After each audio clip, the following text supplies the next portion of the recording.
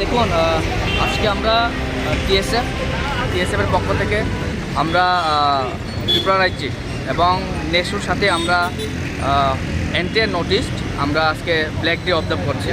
আপনারা জানেন সেম 2019-এর 11 ডিসেম্বরে আজকের এই দিনটিতেই সিএ রাজ্যসভাতে পাস হয়েছিল ইন্ডিয়ান গভর্নমেন্ট। তো সেটার বিরুদ্ধে আমরা তখন আন্দোলন করেছিলাম সেই বিলটির বিরুদ্ধে। তো যাই হোক, তবুও ইন্ডিয়ান গভর্নমেন্ট সেটা পাস করে নেই। তো তার বিরুদ্ধে আমরা ত্রিপুরা রাজ্যে অনেক আন্দোলন করেছি, বন্ধ দেখেছি, এবং তবু ইন্ডিয়ান গভর্নমেন্ট সেটা আমাদের এগেনস্টে গিয়ে সেই বিলটাকে ওরা পাস করে নেই। তো তার বিরুদ্ধে আজকে আমরা আবার সেই বিলটার এগেনস্টে আমরা ত্রিপুরা রাজ্যে আমরা ব্ল্যাক ডে পালন করছি। Not only Tripura, entire North East নেশোর সাথে আমরা মিলিতভাবে আমরা এই ব্ল্যাক ডেটা আমরা আজকে পালন করছি।